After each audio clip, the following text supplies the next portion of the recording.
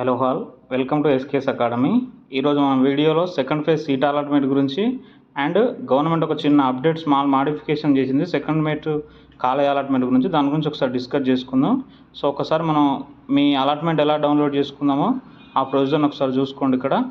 So ఇక్కడ మనకి college wise allotment డీటెయిల్స్లో క్లియర్గా ఇక్కడ చూడండి. ఒకసారి college wise allotment details open చేస్తే మీకు ఏ కాలేజీలో ఎన్ని సీట్స్ ఫిల్అప్ అయినా ఇంకెన్ని సీట్స్ అనేది ఇక్కడ మనకు క్లియర్గా ఇస్తాడు.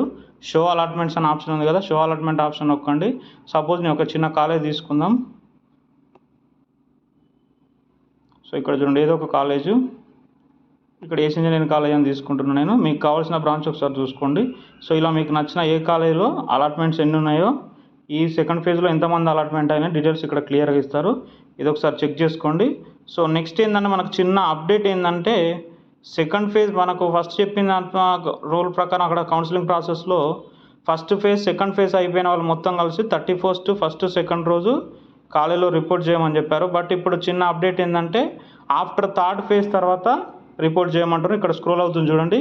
Candidates have to report in person at the allotted college after final phase of counselling between 16th August 2024 and 17th August. ఆ 2 daysలో మనకి ఆఫ్టర్ ఫైనల్ ఫేజ్ అయిపోయిన తర్వాత కాలేజీలో రిపోర్ట్ చేయమంటారు. ఎందుకు ఆ అప్డేటేషన్ అనేది కూడా ఒకసారి మనకు వాళ్ళు క్లియర్గా ఎక్స్ప్లెయిన్ చేశారు. సో దాని గురించి చూద్దాం. ఇక్కడ చూడండి, ఈరోజు చివరి విడత తర్వాత కాలేజీలో రిపోర్ట్ చేయండి అని చెప్పారు. ఎందుకు ఈ మార్పు అనేది ఇక్కడ మీకు క్లియర్గా ఉంది.